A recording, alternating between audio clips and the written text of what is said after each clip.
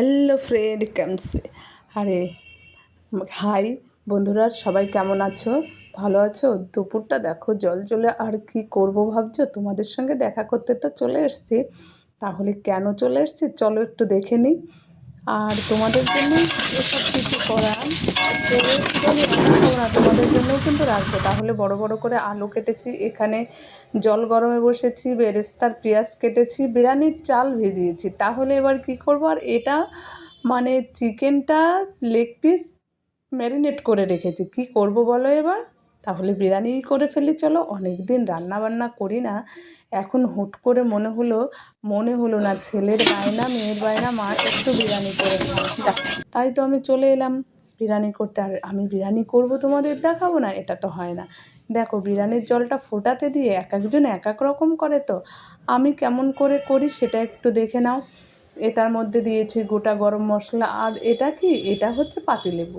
পাতিলেবুটা আমি দু সাইডটা কেটে এর মধ্যে ছেড়ে দিয়েছি, আর ঘি দিয়েছি, স্বাদ মতো নুন, আর সামান্য একটু ফোঁটা চিনি এর মধ্যে ফেলে দিয়েছি। দিয়ে জলটা ভালো করে ফুটতে দিয়ে দিয়েছি। আর এই ঘিটা দেওয়ার সময় আমার মেজো ননদ বলছে, মেজদি বলছে, আরে ঘি দিয়ে দিলে ঘিটা তো জলের সঙ্গে মাড়গালে বেরিয়ে যাবে। আমি বললাম, না না দিদি, এরও একটা মাহাত্ম্য অবশ্যই আছে, যার জন্য আমি জলের মধ্যে ঘিটা দিয়ে দিয়েছি।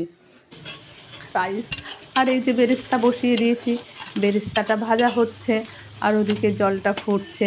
তাহলে তো বুঝতেই পারছো বন্ধুরা, বিরিয়ানি করার নানা রকম প্রসেসিং আছে, তবে এটা হচ্ছে আমার biryani, my rule, my recipe, my style.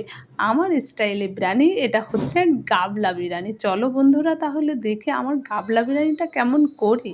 হ্যাঁ, গাবলাতেই বসিয়ে দিয়েছি। এটা হচ্ছে কি, রোজ ওয়াটার। রোজ ওয়াটারটাও আমি জলের মধ্যে দিয়ে দেবো, এবং কেওড়া ওয়াটার এটাও আমি জলের মধ্যেই দিয়ে দেবো। সব ভাবছো দিদি করছেটা কি, সবই তো জলে ফেলে দিচ্ছে। না না, জলে ফেলে দিচ্ছি না। আর আমি বিরিয়ানির মশলা আনতে গেলাম, এটা দিয়ে দিলাম মশলাটা, বললে বেশ ভালো হবে। যাই হোক, সব কিছুই তো হচ্ছে দেখছো।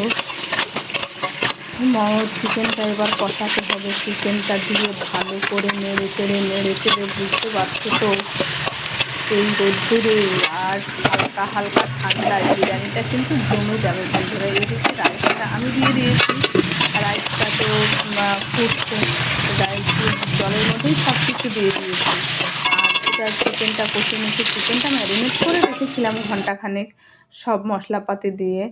তারপরে এই যে কষানো হয়ে গেলে এপাশ ওপাশ ভালো করে নাড়তে হবে। চিকেনের লেগ পিস রান্না করতে করতে ছিটে আসতে তো লাগবে, একটু খেয়াল করে সবই চোখে পড়ে যাবে আর দেখতে পাবে।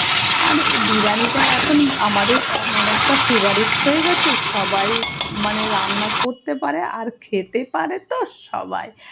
আর হালকা এই যে এবার রাইসটা দিয়ে দিয়েছিলাম, চালটা রাইস হয়ে আসছে প্রায়। এবার চেপে চেপে ওর ভিতর থেকে একটা রস বেরিয়ে নেব। কেন বলো তো? বিরিয়ানির চালের মধ্যে ঘি দিলে 1 মিনিট দাঁড়াও, আমি একটু এই মানে মিঠা আতরটা, এতটুকু আতর সবাই নামানোর পরেই দেয়, আমি এই 2 ফুটা দিয়ে দেবো রাইসের মধ্যে। দেখো রাইসটা একদম কম জলে ফুটে, কিন্তু একটা রাইসও একটার গায়ে লাগবে না। আর বিরিয়ানির মশলাটা করা হয়ে গেছে, চিকেনটা কষানো হয়ে গেছে। এবার তো তাহলে বেরেস্তা টেরেস্তা সবই তো রেডি। এবার তাহলে আমল দুধের একটু দরকার হচ্ছে। কেন বলো তো? রাইসটা একটু তুলে নিই, আর আমি কিন্তু নিচেটা মাখালাম না, ঘি আগে প্রলেপ দিয়ে নেয় মানুষ। আমার গাবলা বিরিয়ানি গাবলাতেই সব একবারে রেডি হয়ে যাবে। আর যেটুকু মশলা ছিল ওই আমি আমল দুধটা ঢেলে মশলাটা দিয়ে একটু করে নেব। কেন বলো তো? আমুল দুধটা দিয়ে করলে আলাদা একটা কালারের দরকার হয়, সে কালারটা দরকার হবে না, এতেই হয়ে যাবে। এবার ঘিটা দিয়ে আর আমুল দুধ দিয়ে মশলা দিয়ে যে গ্রেভিটা করা হয়েছিল সেটা করে এবার লেয়ার পাতানো আমার শুরু হয়ে গেছে। কেমন লাগছে বন্ধুরা দেখতে একটু বলতে কিন্তু একদম ভুলো না। খুব মানে অনেক দিন রান্না বান্না করি না, তাই ভাবলাম ভুলে গেছে কি না। এবার একের পর এক সব চিকেন আলু সব লেয়ারে লেয়ারে পাতিয়ে এবার আমি রাইসটা ওর উপর থেকে দিয়ে দেবো। দেখো ঘি দেওয়ার জন্য তুমি যতই কম জলে রাইসটা ফোটাও না কেন, তোমার মারটাও বেশি গালতে হবে না এবং রাইসটাও ঝুরঝুরে থাকবে। তারপর যখন তুমি ভাপে বসাবে, ভাপটা একটু তুমি ঠিক মতন দিলে রাইসটা একদম A1। দেখো এই যে লেয়ারে একদম সাজানো সব কিছু রেডি হয়ে গেছে আমার গাবলা বিরিয়ানি। হ্যাঁ, গাবলা বিরিয়ানি কে কে খেয়েছো একটু বলো, কারণ যেহেতু আমার হাঁড়িটা কেনা হয়নি, আনা নেই, গাবলাতেই একদম সেরে ফেললাম, এর জন্য এর নাম দিয়ে দিলাম গাবলা বিরিয়ানি। বিরিয়ানির প্রসেসিং কিন্তু নানান রকম হয়। গাবলা বিরিয়ানিটা ফার্স্টে দেখো এই যে এভাবে তো মুড়তেই হয়, কারো জানা নেই এটা বললে হবে না, কারণ এর প্রসেসিং সবার জানা আছে। তবু আমি করেছি, তাই অনেক দিন পরে এসেছি তো বন্ধুরা রান্নাঘরটায়, তাই রান্না করছি, জলটা টকবক করে ফুটছে। আর আগে একটু ধিমে আঁচে নিচুটা হালকা গরম করে তারপরে বসিয়ে দিলাম।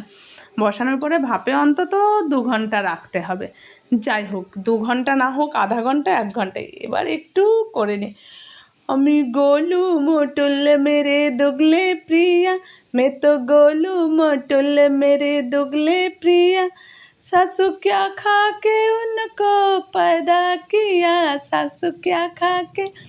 যাক, হয়ে গেছে আমার, মাঝে একটু সময় পেলাম তাই রিলটা বানিয়ে নিলাম। রিলটা বানিয়ে নিয়ে এবার আমি বিরিয়ানিটা কিন্তু হওয়ার আগেই একটু বানিয়ে নিচ্ছে। তার মানে বাবা, মানে আমার ছেলে মেয়ের বাবা খেতে বসে গেছে, ওনার একটু তাড়া আছে, বাইরে যেতে হবে। এর জন্য আমি বললাম যাক, অন্তত 15-20 মিনিটের বেশি ভাপ হয়ে গেছে, এখনও ঠিক মতো হয়নি রাইসটা। না না, বললো না না ঠিকই আছে, সব সেদ্ধই হয়ে গেছে, কিন্তু আরেকটু ভাপে দিলে ভালো হবে।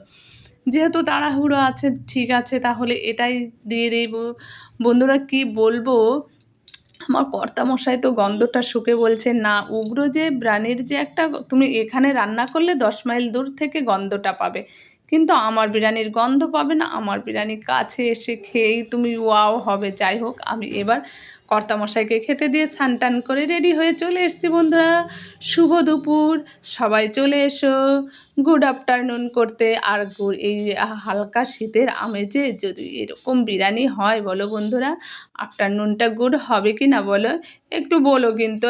এতক্ষণ ধরে এত কষ্ট করে করছি, তাহলে চলে এসো। আর আমি তো একদম রেডি সেডি হয়ে স্নান করে, যাই হোক রিল টিলও বানানো হয়ে গেছে। এবার আর সময় নষ্ট না করে, পেটেও টান পড়েছে, ছেলে মেয়েও বলছে মা খেতে দিয়ে দাও। বিরিয়ানির গন্ধটা, মানে এত সুন্দর একটা মিষ্টি গন্ধ বেরোবে তুমি বাড়িতে বানানো গাবলা বিরিয়ানিতে, মানে অসাধারণ একটা টেস্ট হয়। সবাই একবার ট্রাই করে দেখো। যাই হোক, আমি তো ট্রাই করলাম, আমারটা কেমন লাগলো কেউ বলতে একদম ভুলো না। ছেলে মেয়ে সবাইকে নিয়ে এবার বসে যাবো। আর বন্ধুরা তোমরা কিন্তু বাদ যেও না, সবাই কিন্তু খেয়ে বলো।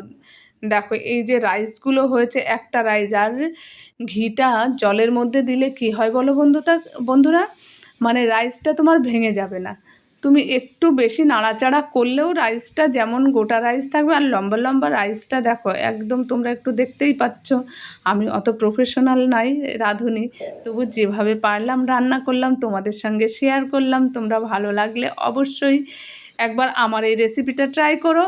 আর খাওয়ার জন্য তো সবাইকে আমন্ত্রণ করছে, যেহেতু আমি বসে গেছি, মেয়েকে বললাম আমাকে একটু দেখা না, আমি কেমন করে খেয়ে ভিডিও করে